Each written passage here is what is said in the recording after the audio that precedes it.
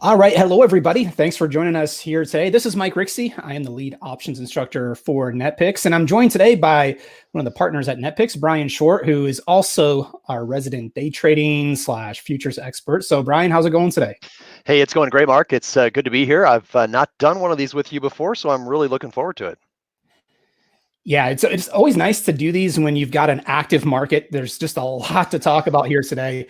Me and Brian were talking earlier just about how wild and crazy these markets are. And I've got to say, I've seen a lot going back to 2002 when I started trading. But I would say the last week has been the craziest market I have seen. Would you agree, Brian?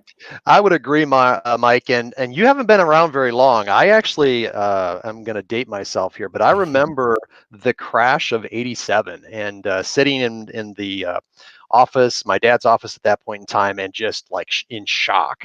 Yeah. And so, some of the price action we've seen rivals that. And I, in my live room every day, I say this is historic, once in a lifetime price activity and opportunity. So, anyways, that's my 2 cents on that. Yeah, I would agree. I saw the financial crisis back in '08, with the housing bubble and whatnot. Mhm. What's interesting, we've got a lot of volatility, which normally as a trader, I would applaud. I love that. It's a little challenging right now with the extent of the moves, but what I am seeing upcoming over the months to come, I think we're going to see volatility stay around. I think we're going to see a lot of good activity.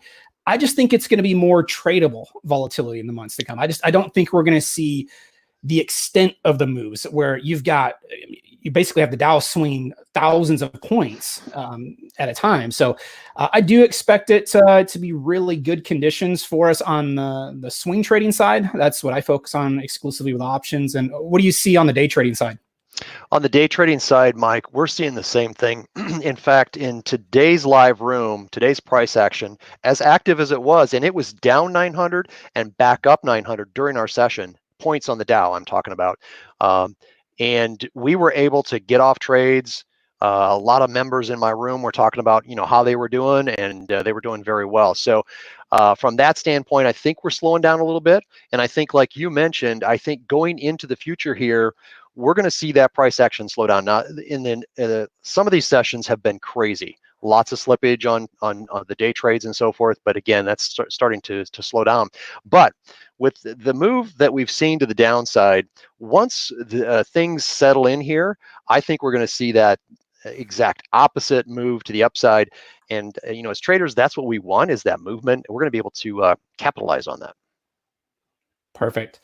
Yeah. So hi, Mike. Thanks for the comment. I didn't have my section of the camera turned on the screen, so now you can see my ugly face here on the presentation. So the way it's going to work today, both Brian and myself are going to be presenting. Brian's going to focus on what they've been doing on the day trading side with the high velocity wave trader.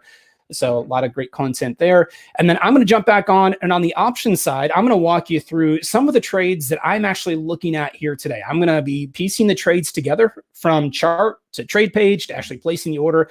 And hopefully, fingers crossed, we can get some fills on those orders in the session live today. So that's the format. If at any point in time during the session today, you've got questions, comments, feel free to get those in. We'll get to those as they come in. So at this point, I am going to pass it over to Brian, and he is going to cover some of the day trading, positions that they've been taking here recently. So Brian, go ahead. All right, thanks, Mike. Let me get the camera off here and my screen share going. So give me a second to do that.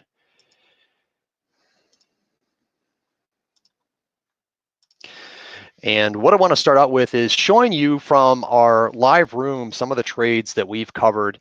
I'll talk a little bit about the methodology and the approach. So what you're looking at here is what we call the high velocity wave trader, or for short, the acronym HVWT. So you're going to hear me say that a lot of times. Sometimes I'll say it out, high velocity wave trader. But either one of those, if you hear me talking about that, that's the system. And we're going to be covering this in more detail. I'm going to go pretty fast today through some of the trades that we're taking in our live room, like I mentioned.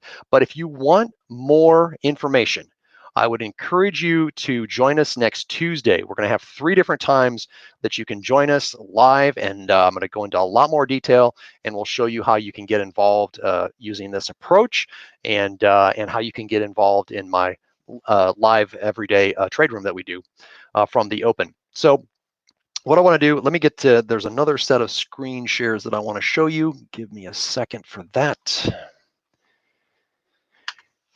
And sorry for the delay.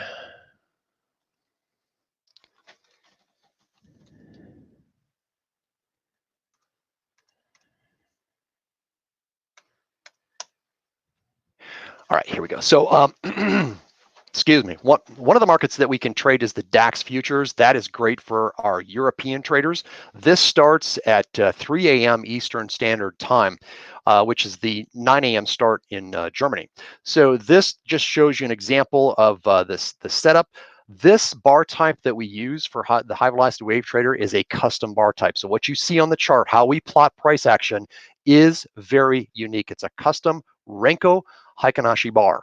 Again, I'm going to go into more detail on Tuesday about that bar, but this bar that I've circled right here is our initial setup bar to get into this long trade.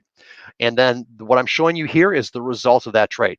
Very, very quick trade. In 1 minute, we get out at our 15-point target on the DAX, and then we have a second position that we trail this move to the upside. We never know how far the price action is going to move in our favor. And so the second part of this strategy is designed to capture that move and give us, every opportunity to capture the most amount of profit on that move. And that's what this leg right here does in our second position, capturing 41 points, total of 56 points, which equates to 1,400 euros on the DAX.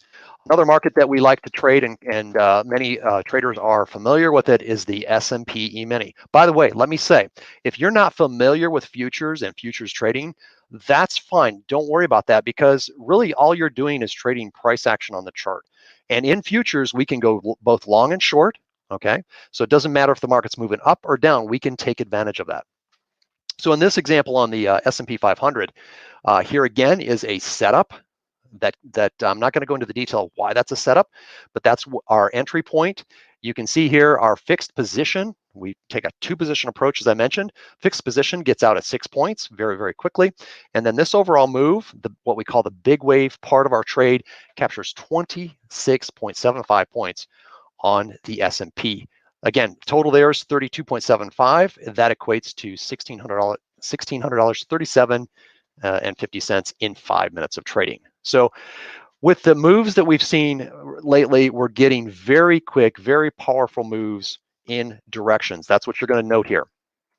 Now, this is my favorite market to trade, and it's the market that I train on in my live session. It's the Russell 2000.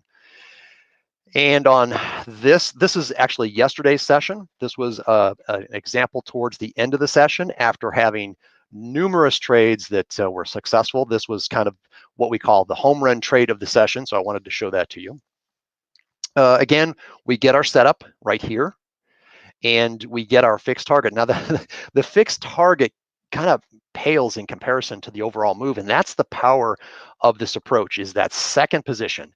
We have a specific, very detailed way to trail price action, and that methodology and approach keeps us in this move all the way up here for a 17.3 point move on this pullback right here is where we exit.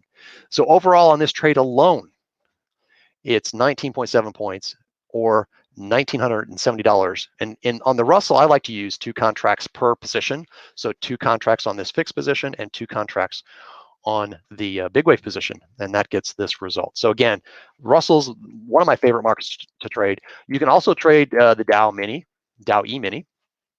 And on this day, same thing. Here's our setup, fixed target of 24 ticks, and the big wave again captures this bigger move in about 1 minute, 190 ticks. So overall, 214 and $1,070 in very, very quick move. And this is just an example of a few of the trades in the session. So let me get to some live charts.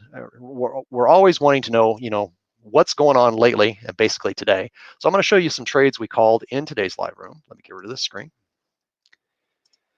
Go away. There we go.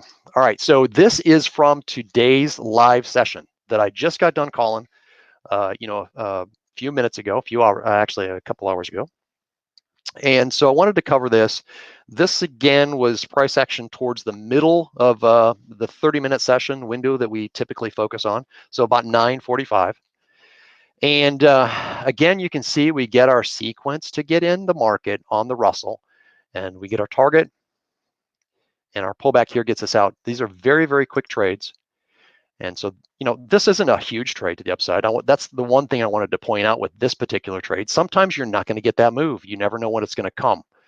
But we get our second opportunity here to get back on board the same hard trend to the upside. And we get another 24-tick target on our fixed. And here again is where the big wave captures a decent amount of this move when we exit here on this pullback. Now, there's other mechanisms in this strategy which are as important as engaging trading, and we have what we call a chop zone mechanism that forces us to step aside in price action, and it happened here in today's live session for a brief moment of time. Okay. And as brief as a chop zone can be, it was literally like a minute. So that's a very short chop zone. Sometimes chop zones can go on for hours. And that's another thing that can occur if the market's just not moving, but that's obviously not the case right now.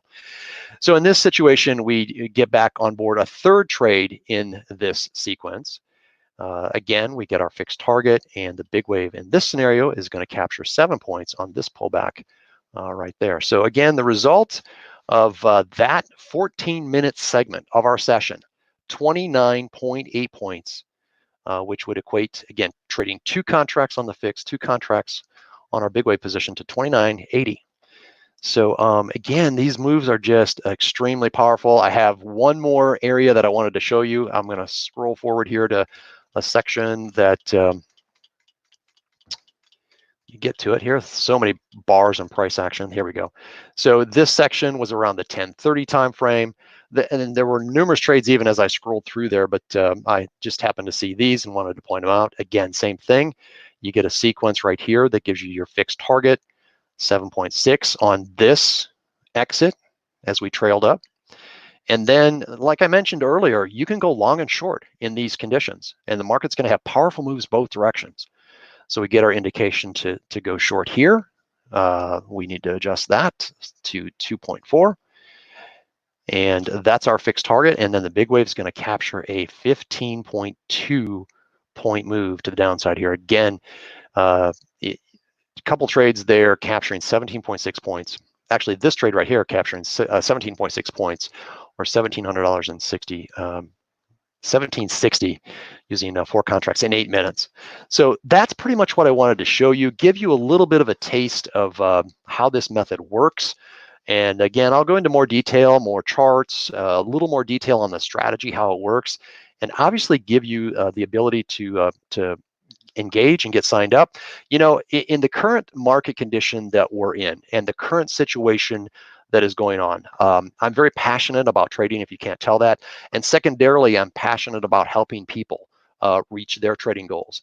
And what better thing that Mike and I can do in this current situation is help other people that might potentially be out of a job coming up here, or at least home and kind of looking for something to do.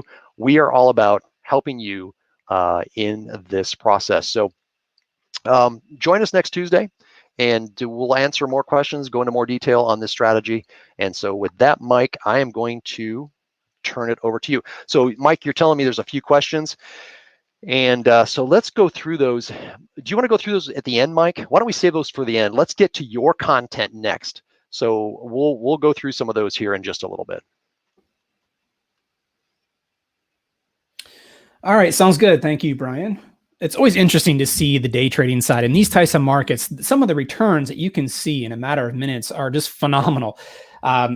I don't day trade any longer myself. I focus strictly on the swing trading side of things, but when you start to see results like that, it's hard to pass those up. It's pretty impressive. So always encouraging to see how things are doing on the day trading side of things. So what I want to do here over the next few minutes is I want to walk you through what I'm seeing today specifically on the option side. We talked earlier in the week, for those of you that joined us for our webinar earlier in the week, I walked you through some of my general thoughts in the overall market. How am I navigating through some of the extreme volatility? Well, not much has changed since then. We're still seeing the big swings back and forth. We're still seeing the massive volume, the elevated level of volatility. So everything we talked about earlier in the week holds true. Reducing position size, taking more smaller positions with vertical spreads, specifically selling credit spreads. Those are things that I continue to do in my own trading right now. What I thought was a good idea for today's session is to actually take that and build off of it and show you how I take it from research, from the charts to the trade page, and actually get the trades on in my own account. So we'll see if we can get some fills on a couple of trades here in today's session. And let's start out by taking a look at the daily chart of SPY. I've got a handful of pretty common moving averages on the chart, just a mix of simple and exponential moving averages. No doubt about it, we have seen an explosive move to the downside. It has been impressive. Earlier in the week, I talked about getting to a point now where you have many stocks, many ETFs reaching areas of exhaustion on the downside. It doesn't mean the market has to bottom out and bounce immediately, but it does open up the door for us to position ourselves with some neutral to bullish trades in the near term. Now, I had some questions on that. When I say I am looking to be neutral to bullish, I am talking about the near term, next couple of days, next couple of weeks. I am not saying the bottom is in. We could very well see another wave to the downside coming. But in the near term, I think there's an opportunity here to potentially take part in a bounce to the upside. And what we know is in bear markets, and we start to see markets move like this on the downside, some of those V-shaped rallies, they can be vicious. They can happen quickly. And that's what we're looking for on some of these names over the next couple of days, the next couple of weeks. The things that I would be looking at here, if we're going to get a bounce, what would potentially confirm that a near-term bottom is in play and we could potentially see some follow-through on the upside? I would want to see a couple of sessions close where the daily candle closes near the upper end of the range, ideally close to the high of the session. We really have not had that here. You can see we've had some green candles just recently, but it's been very difficult to get the close near the high of the day. There's still a lot of hesitancy to hold positions overnight. People are willing to play the bounce intraday, but when it comes to holding overnight, we're not seeing that conviction yet. Everybody's saying, hey, let's get flat before the end of the day, just in case we get another round of negative headlines to hit. And let's face it, the headlines could not get much worse than what they have been the last week or so. If we're going to get a turn here, we want to see some of that confirmation into the close where people are willing to hold into day 2, 3, 4. And I'm not concerned with catching the exact bottom. This move has been so big on the downside. If we miss the initial bounce, I'm not worried about that. There's plenty of room to participate on the upside. Now, if we go over to some of the individual charts, let's go over to a chart of QQQ. This is the NASDAQ ETF. And this is the system that I use to swing trade options on a daily basis. This is the 195-minute chart. So you're going to get 2 candles a day instead of 1. And the indicator that I want to point your attention to here is our pulse indicator down at the bottom. For those of you that joined us earlier this week, this is the indicator that I talked through in more detail. Notice we have a whole slew of green, yellow, and blue bars on the pulse. The ones that are of most interest to me are these blue bars from the last couple of days, because those represent price action getting to a 3 standard deviation move on the downside. What that's telling me is only 0.1% of all occurrences will fall outside of this range on the downside. Price is tired here on the downside, right? I mean, we've already seen a heck of a move. Chances are, over the next few days, the next few weeks, we're going to see a period of either consolidation or even an attempt at a bounce to the upside. How do I play that? I don't want to just purely come in and buy long calls for a couple of reasons. Number one, as you'll see in a moment when I get over to the trade page, the call options are expensive across the board. The volatility is so high, they're pumping in that uncertainty to the options. Market makers are. So you're going to pay up for those options. They are going to be incredibly expensive. The other issue there is if you buy a call option, the only way that you have making money is if the stock moves higher, and it does so quickly. That might not be a problem in this market, but you're only giving yourself one way of making money on the trade. I would rather open myself up to a trade that gives me multiple ways of making money, even if it means giving up some profit potential. I'm okay with that trade-off right now. If it gives me a higher probability of making money, that's what I want to jump all over here in this market. Now, the red and the blue moving average here, moving across the top of the chart, that is the 8-period exponential moving average. You can see that we have been in a pretty solid downtrend, right? I mean, that moving average has been red just about this whole time here, the last few weeks. On the highs today, we saw price action start to move above the 8 EMA. That's the first time we've seen that happen now, well, in a couple of days. If we get price action to break up above that 8 EMA this afternoon or tomorrow, that would be added confirmation that we could get a tradable balance to the upside. It's not required. I don't have to have it in order to place a trade. But if we do get price action above that level, it would just give me further confirmation that we have a tradable move to the upside coming. So the basis for this trade, I either need one green bar or one blue bar sometime in the last 5. So you can see yesterday, in fact, we had both a blue and a green bar. That's all I need. As long as I have one of them, that gives me the opportunity to look at a credit spread and specifically selling a put spread. I want to sell a put spread because that would allow me to lean a little bit bullish, cautiously bullish, if you will. So let's go over to the trade page now. Let me do that. All right. This is the trade page of QQQ. And I mentioned that volatility is really, really high right now. We know that market wide, but let's place some context around the volatility being used to price the QQQ options. Down at the bottom of the trade page in the Thinkorswim platform, you're going to see a section there that says today's options statistics.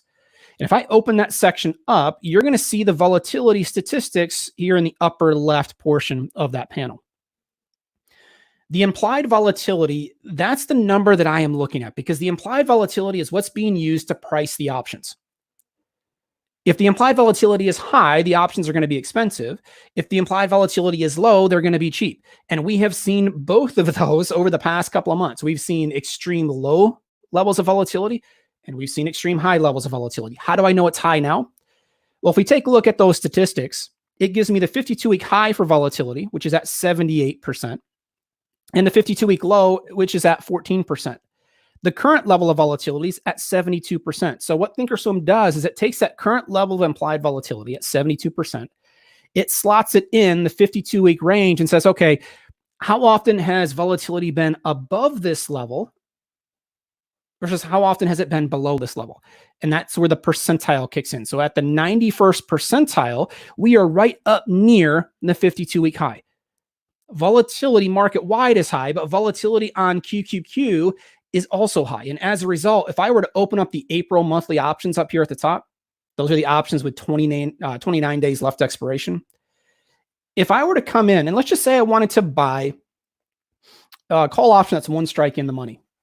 So with price action at 178, it's kind of bouncing around that level. If I went up to the 177 calls, look at the bid and ask prices there.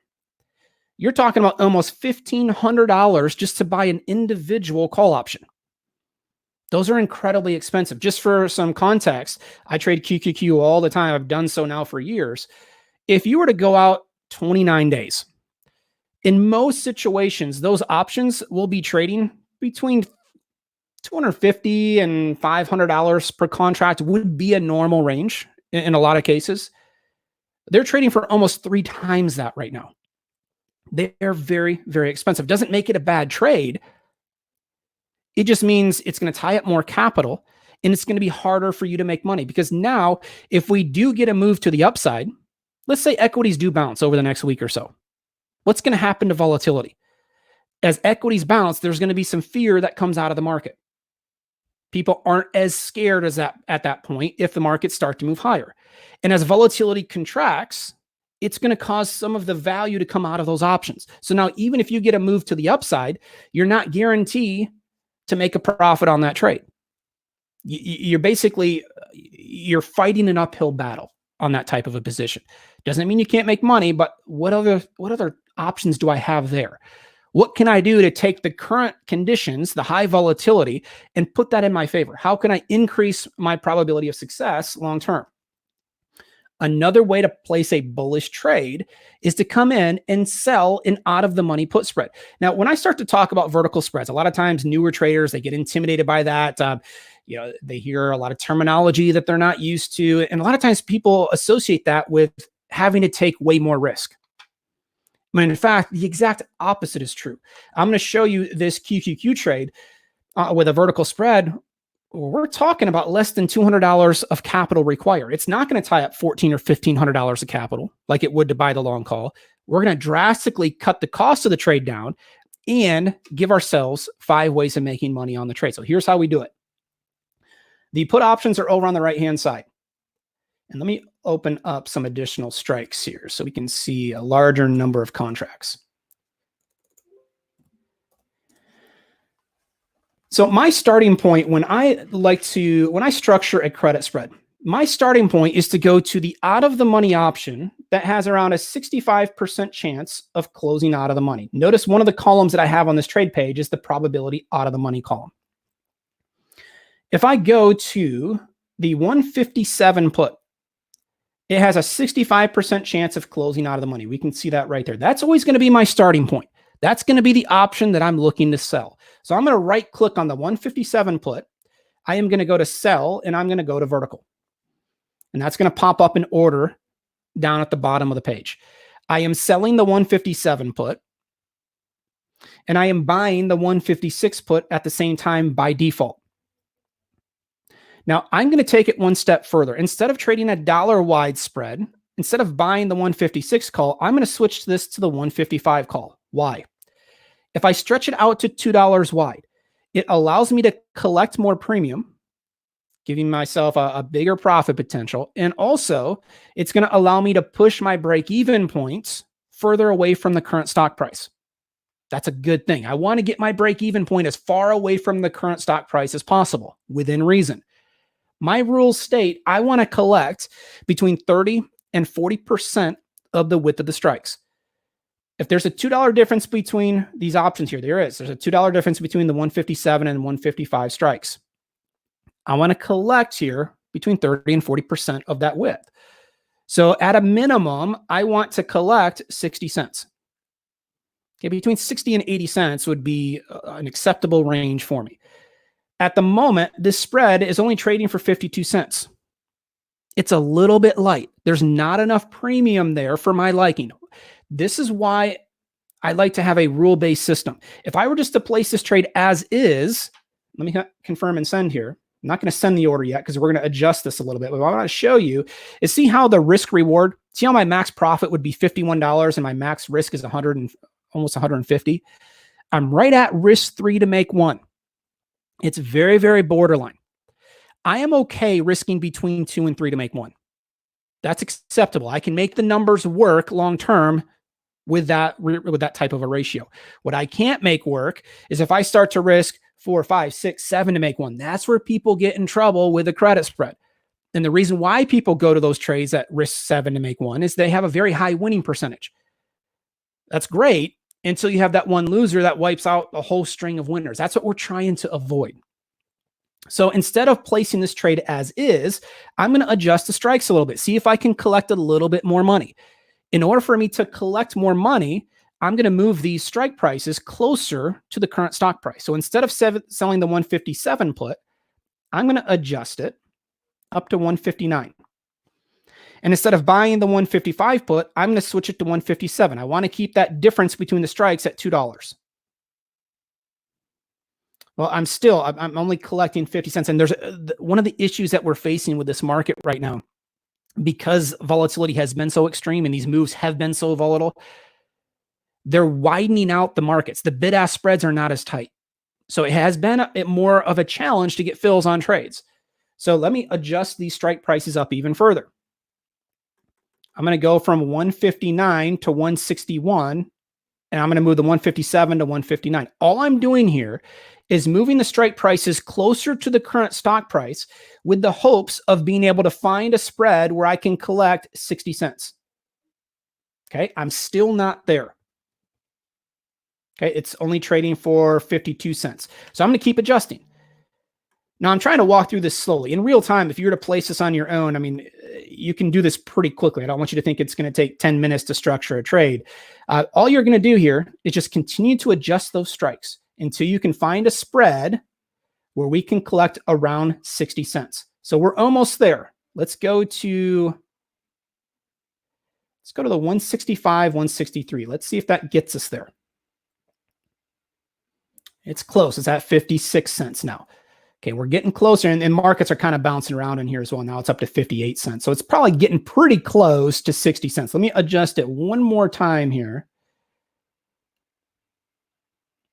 I'm going to go up to, that's at 60 cents. So we'll keep it here.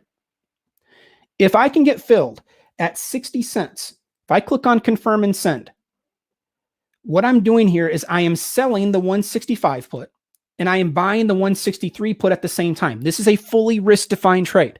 I am risking $140 to make 60. I'm between risk 2 and 3 to make 1. Here's why I'm okay with that ratio. My break-even point would be at 164.40. Okay, so now I don't care if the stock moves up, down, or sideways. As long as it stays above 164.40, I can make money. The price of the stock's at 178 right now. Okay, so it gives me about a $13, $14 cushion that the stock can move against me, and I'm still okay. The only move that hurts me is a big move lower, which is not what I'm expecting here because we're already at an extreme.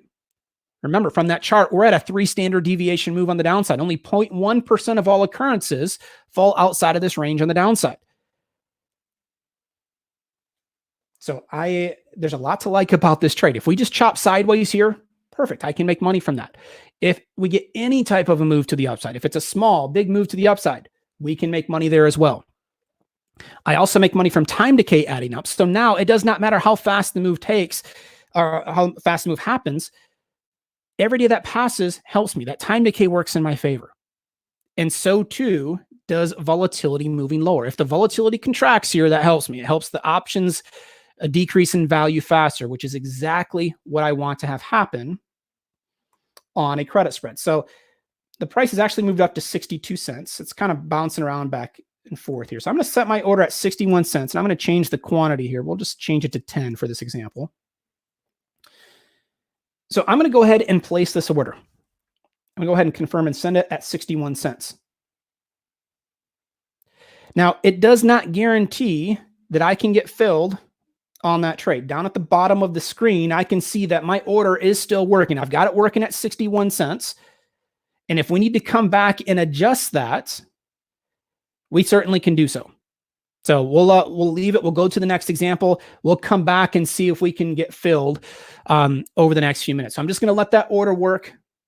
If it does get filled while we're over on another chart, I'll hear the ding come up and we'll circle back and see what it looks like.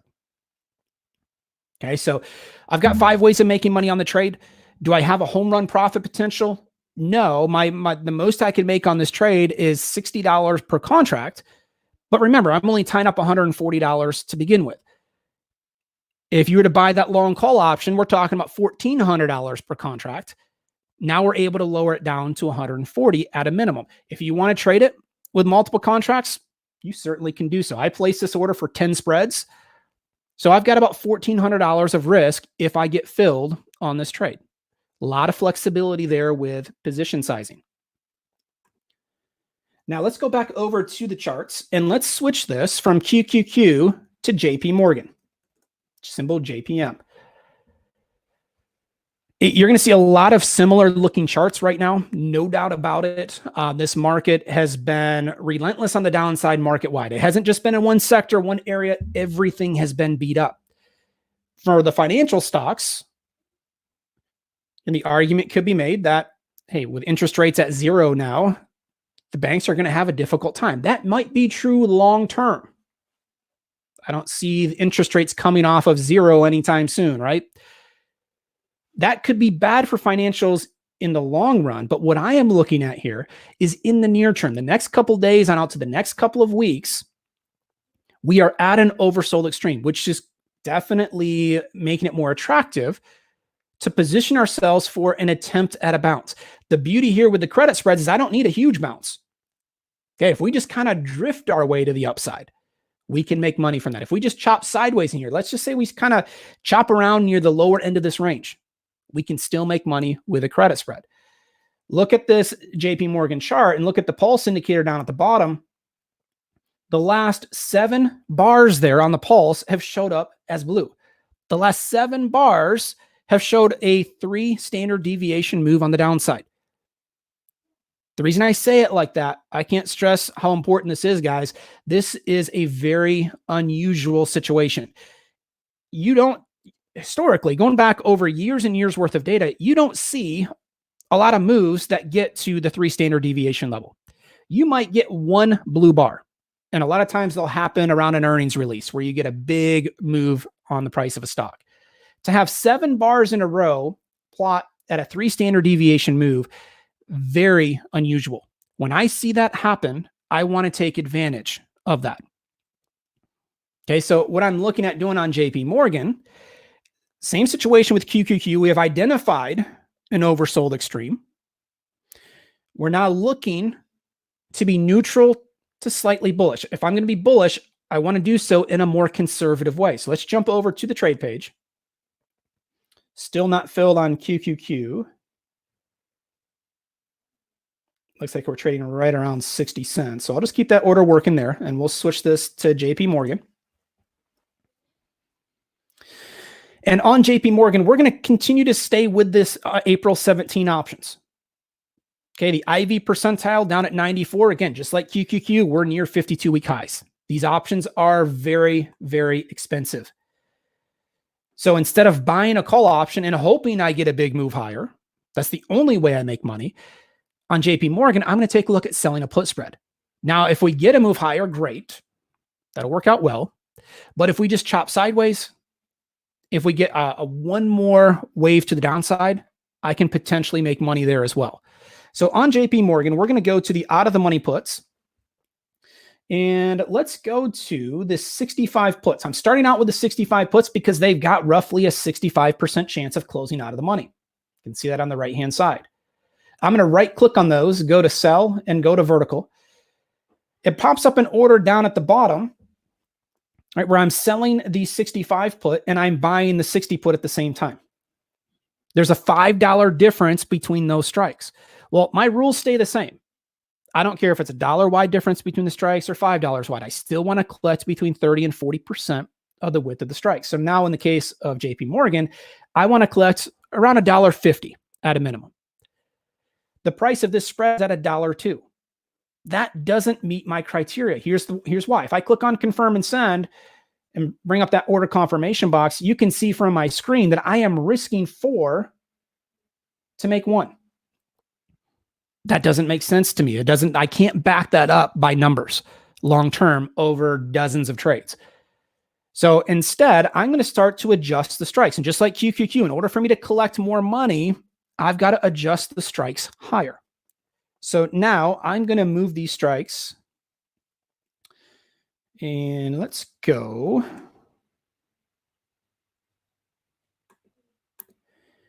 Let's go to the 75 put. So I'm going to sell the 75 put and I'm going to buy the 70 put at the same time. Why am I buying the 70 put at the same time? Because I want to define my risk. I want to know what my maximum loss is right up front before I ever put this trade on. In this market, I only feel comfortable with defining risk. With so much headline risk and so much uncertainty out there, I want to know what my maximum loss is right up front. That's why we're using the spreads. So now if I sell the 75 put and buy the 70 put, it's trading right around $1.55. Okay, so if I collect $1.55, it's going to leave me with a scenario where I'm risking 2 to make 1. That works. I can make the numbers work there. Much better than risk 4 to make 1, right? The $155 is the most I can make on the trade, and I make that 5 different ways. First, my break-even point's at 73.55. That number I should have mentioned that on QQQ. That number is calculated by taking the short strike, the 75 put that I'm selling, and I'm subtracting the $1.55 that I'd be collecting to put the trade on. That's where the break-even point comes in. I don't care if the stock moves up, down, or sideways. The stock is currently trading just below 84. I've got about over $10 cushion to the downside. It can move lower by another $10, and I'm still okay. The only move that hurts me is a big move below 73.45. Not expecting that because we're already at such an oversold extreme. But if it does happen, worst case scenario, let's say this market continues to get crushed. Worst case scenario, I lose $345. Okay, I can live with that, right? I mean, a lot of retail traders can live with that. It's when you start to see those large losses, when you start to trade too big, that's when people get in trouble. We're not looking at that here. All right. So we also make money if time decay adds up and if volatility decreases. So we've got 5 ways of making money on the position. All right. So let's go ahead and remember, I need to collect $1.50. So now the price, we just got a little bit of an uptick in this market. So the price is kind of bouncing around in here. And let's go ahead and place it. I'll just mix it up. I'll just use five spreads here. Yeah, that's fine. Let's see if I can get filled on 5 first, and we can always add to it. So I'm going to go ahead and set my order for $1.52. Click on confirm and send, and let's go ahead and send that order. So now I just got filled on the trade. So now I am in the short 75-70 put spread. It's a neutral to bullish position. Now, over the next 29 days, what I want to see happen is I'm going to make money the fastest if JP Morgan moves higher. If it doesn't, if we just kind of chop sideways, I can still make money from that. It's just going to take longer for that P&L to move in my favor because now I need time decay to work out in my favor. I need time decay to add up. If we get a slight move lower, I'm still okay there as well. The only move that is going to hurt this position long term is if we get just a continued washout move to the downside. All right. So that is JP Morgan. Now, let's say we do get filled. And I was, as you can see down at the bottom, I do have this position on now. Let me go back up to that 75 put. Let me go ahead and create that order again. Let's say that we do get filled at $1.52. How do I manage that position? What is my target zone? The only way that I can keep the entire $1.52 is if I hold up to expiration. Not really something I want to do because risk increases. The risk of a directional move increases the closer we get to expiration. The options become more sensitive to changes in stock price the closer we get to expiration.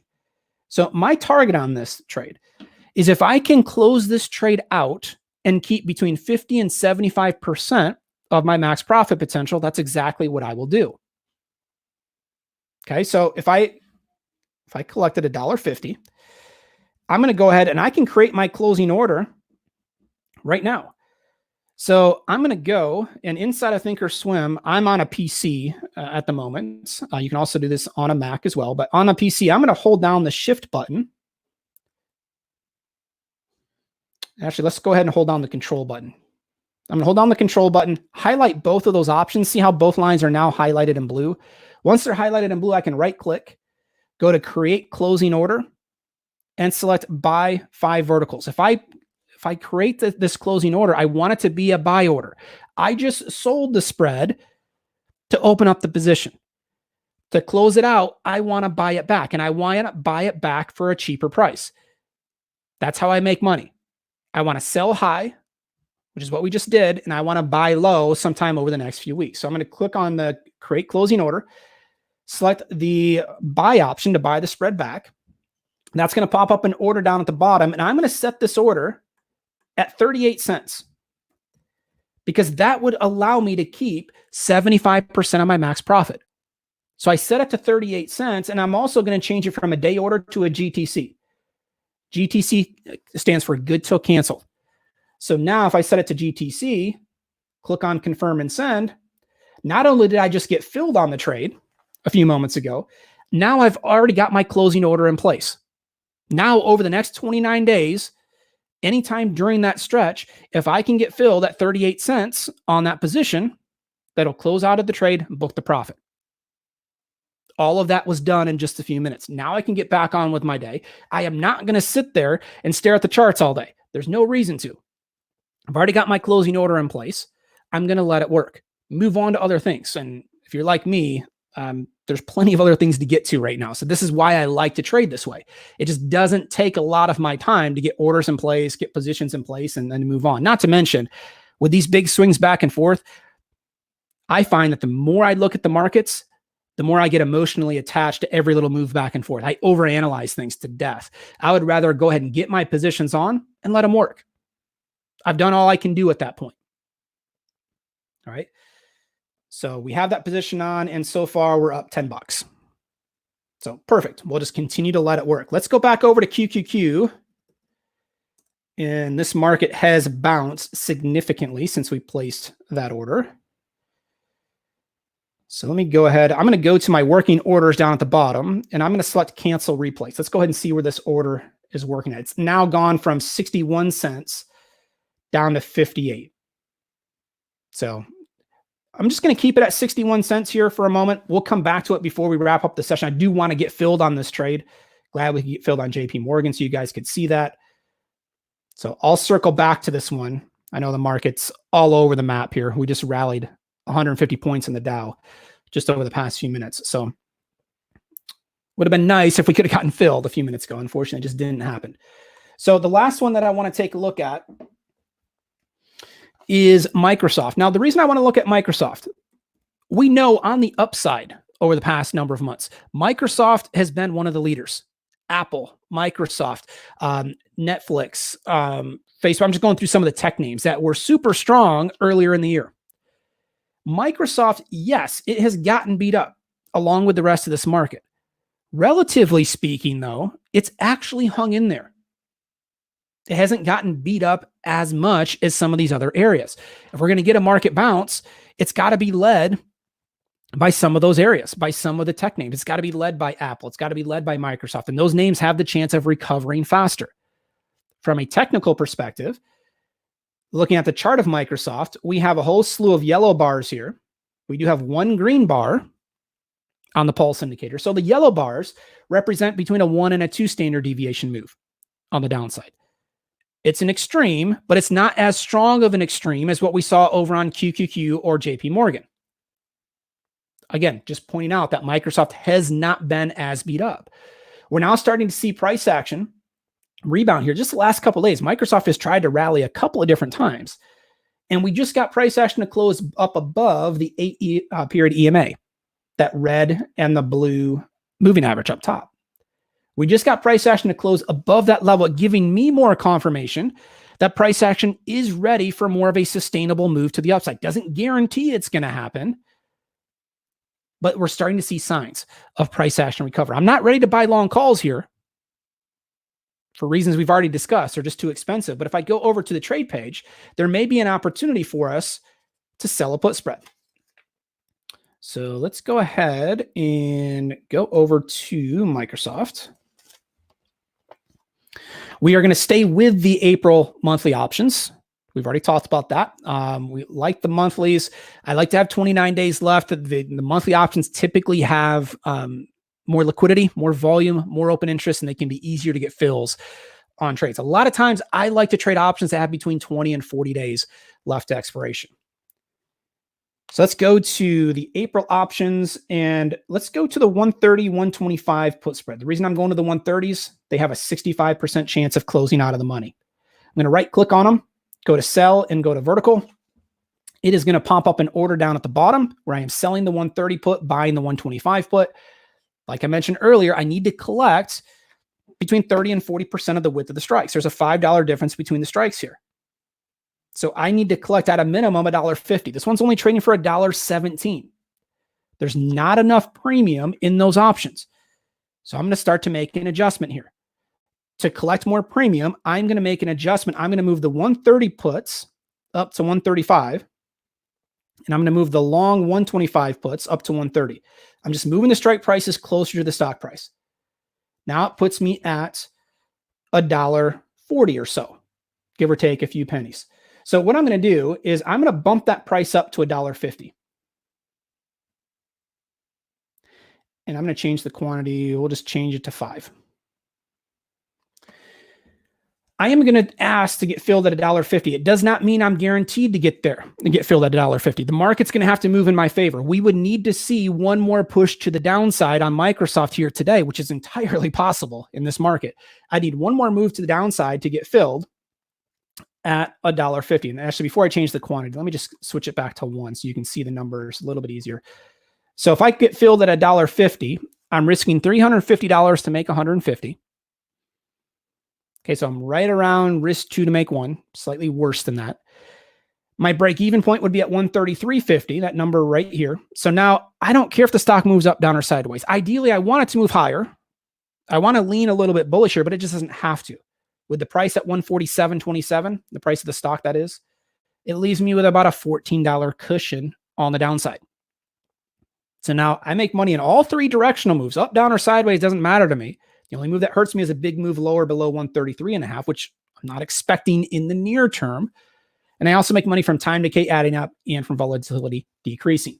So I'm going to place this order. Let me switch the quantity back to, we can place it at 5 or 10. I'm just trying to show how you can trade multiple contracts here. I'm going to click on confirm and send the order. So now I've got that order working on Microsoft. We've gotten filled on one order. We got filled on the JPM trade. And then we've got the order working on Microsoft and QQQ. So let's go back over to QQQ. I'm going to go to cancel and replace the order. See if we can adjust the price a little bit, because this market is definitely bouncing here. So a couple things. If I don't get filled on a trade, I'd rather be picky on the price. What you don't want to do in this market is start to chase, because you're saying, oh my gosh, here it goes. The market's moving. This is the bounce that we've been waiting for. I got to get in.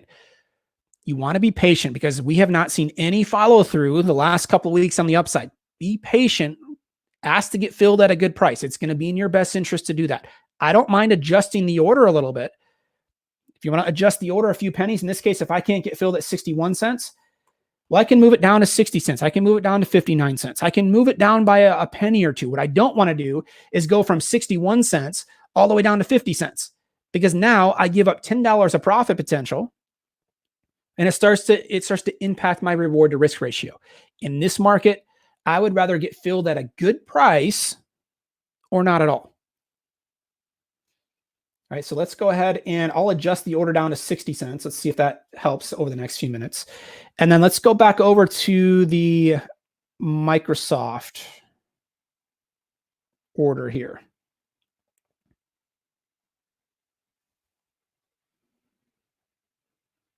So I have it set to $1.50. The market is currently mid prices at $1.42.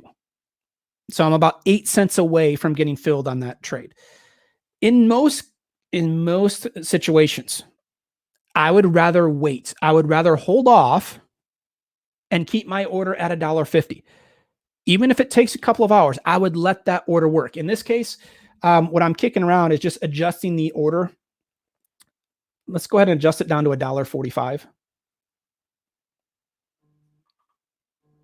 And the reason I'm doing that is I just want to try to get filled on another trade here while we're in the session. So I'm going to adjust it down to $1.45. Let's see if that helps. So now I've got I was filled on one order. I've got 2 orders working, and we'll just continue to watch them. Continue to see if we can get some fills. I'll take a look at questions here in a moment. And then before we wrap it up, I'll take a look back at these orders and see if we can get filled on those. So that's the routine that I go through on a regular basis. I am looking for diversification. The strategy that we just talked about can be used on any stock, any ETF. The criteria is the same. Identify an overbought or oversold extreme. Today we talked about short put spreads on the oversold markets. You could do the same thing with an overbought market. You would just sell a call spread instead. I'm looking for options that have between 20 and 40 days left to expiration. I am looking to collect between 30 and 40% of the width of the strike. So if it's a $1 wide spread, I want to collect between 30 and 40 cents. If it's a $5 wide spread, I'd like to collect between $1.50 and $2. Okay, once we get the order placed, like we talked about over on JP Morgan, as soon as I get that order placed, I can create a closing order immediately, which is really nice. So now in that JP Morgan trade, I don't have to sit there and watch it very closely. There's just no need to. everything's already set in place for me. And on JP Morgan, we're currently up $72. So nice little $72 winner so far in about a half hour. It's a little misleading here, guys, because I wish I could tell you all of these spreads are going to move $72 within 30 minutes. We're in a market extreme. They don't always move that fast. When they do, they're great. But and you can see that the spreads are still pretty wide. The bid-ask spreads are all over the place. So you can see my P&L moving as well.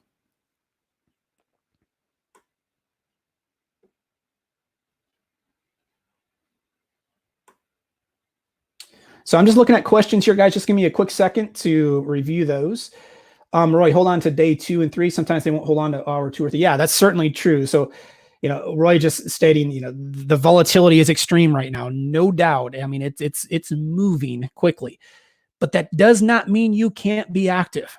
There's still things that you can do. JP Morgan's a perfect example of that. We're trying to get filled on Microsoft and QQQ. There's still things that we can do to be active in this market. And the trades that we're talking about today, we're talking about a few $100s of capital required or less. We're not talking about taking large risk. That's what I continue to hear from people. I want to go to cash. I want to go to the sidelines. I think that's a mistake. I don't have a problem going into cash with part of your account, but even if it's trading very small, there's opportunity. There's opportunity to make money in this market. If you keep the risk small, continue to stay diversified, there's things that you can do to make money for sure.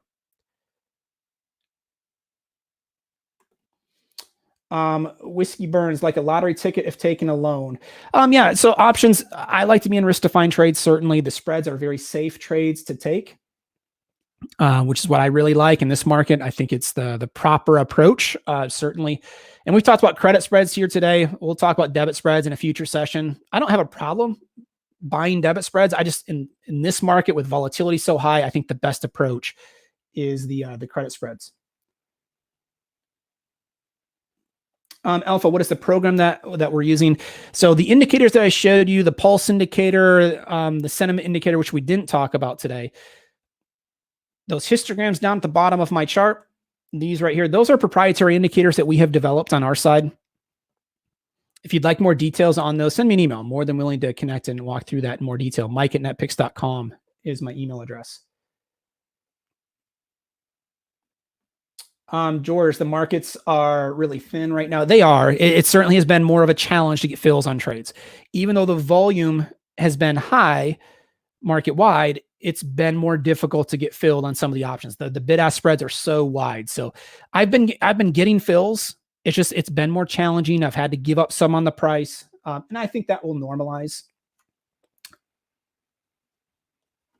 here in the next, I would say the next couple of days, next week or so. I think we'll start to see those markets tighten up a little bit.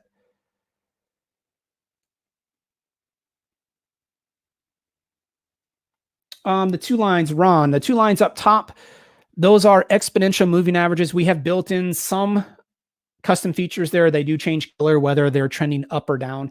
The blue and the red moving average is an 8 EMA. The orange and the white one is a 5-period exponential moving average. So we do use those for a few different features. I like to use them for confirmation on trades and then some trade management features as well. Roy, do I care about earnings announcements during the selected time horizon?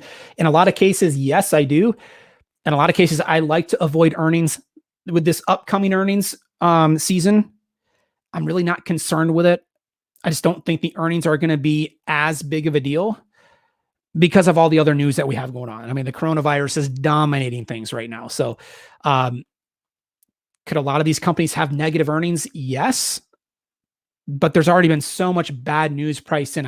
I'm not as concerned with earnings like I would have been in previous cycles. Dave, I do not use stops on spreads. I don't like to use stops, period, on options. I like to use mental stops. Reason being, I just don't want market makers to see my orders. I don't want to see my stops run. I like to use mental stops. If you're going to use a stop, if you feel more comfortable with that, with a credit spread, I would say a starting point there would be a 70% stop level. But the reason I don't is credit spreads can recover much faster because the time decay is helping you. You can have a trade that's moving completely against you and recover much faster because you've got multiple ways of making money. So I like to manage my risk at order entry, meaning I'm going to use position size that allows me to hold longer, even if I take a full loss. I don't like it when that happens. It doesn't always happen, thankfully, but when it does, it's not going to have an impact on whether I can take the next trade or not. All right.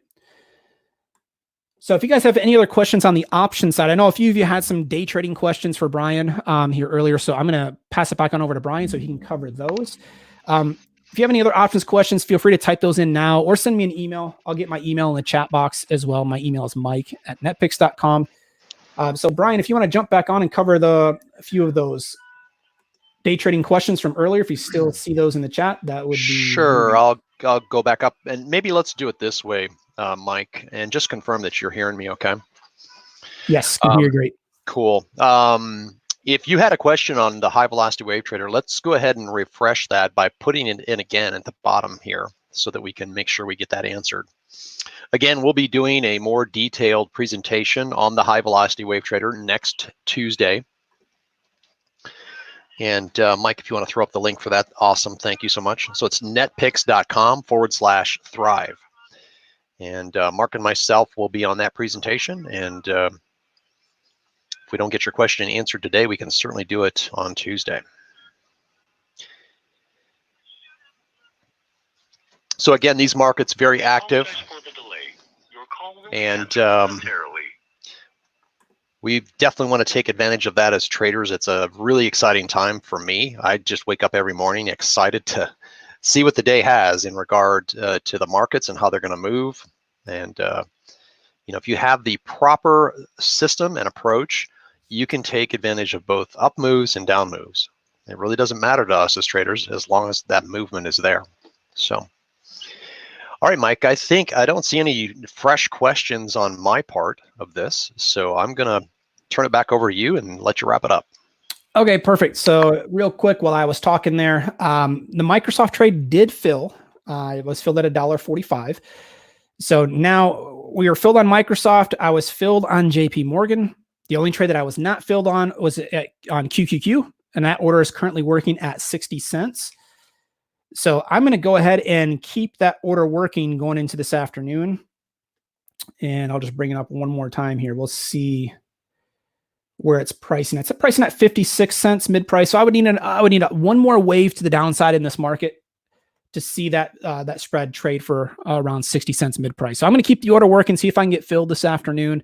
And if you have any questions on those specific trades, again, feel free to email me, mike@netpicks.com, and be more than willing to connect and walk you through that in more detail. So as Brian mentioned, we'd love to have you join us coming up on Tuesday for our high velocity wave trader webinar. As you can see, a lot of profit potential there from what Brian showed earlier. So love to have you join us next week. So I'm going to wrap it up here for today. Let me take a quick peek at questions one more time. Graham, how effective are entry and exit points during this volatile trading? So the volatility, it's extreme, certainly, but there's things that we can do. And as you can see today, by using small risk, by keeping our trades in defined risk positions, there's things that we can do in a very safe manner. So I'm taking advantage of it. Certainly, I have no problem with the volatility long term. We're going to continue to take what the market's giving us regardless of what we see.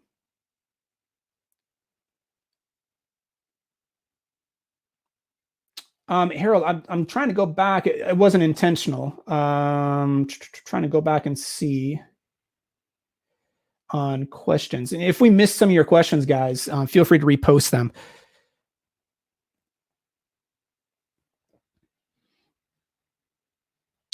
And Brian, are you still on the mic? I am. Just real quick, if you could touch on the speed of the moves. Oh, yeah, I did see that question. So one of the things that I'm very concerned about for my members and myself is the execution. Yes, as I mentioned, there's slippage. That's just a part of the price action today. But these trades, every trade I called in my live room today was executable, and we focus on that. I'm very sensitive to that. I want to make sure that you guys can, if you come into my room and learn the method, that you can actually truly execute these trades. And every trade today was executable. So yes, there's going to be slippage. I understand that. But with these big moves that we're experiencing, it almost becomes a cost of doing the trade. And so that's my 2 cents in response to that. Perfect. Appreciate that. Yeah, so that was for Paul or Pal. So we weren't ignoring your question. We just wanted to save those for the end. If there's any additional questions on the high velocity wave trader, I'm here another 60 seconds. Go ahead and ask. If not, join us on Tuesday. Be more than happy to get into a more detailed discussion at that point. All right, great. So really appreciate you guys joining us here today. Appreciate you taking time out of your busy schedule. And if there's anything that we can help with going forward, feel free to reach out. We'd love to help. My email is mike@netpicks.com. Love to hear from you here over the next few days. So thanks, Brian, for joining us today, and enjoy your afternoon, everybody. We'll talk to you guys here soon for our next webinar.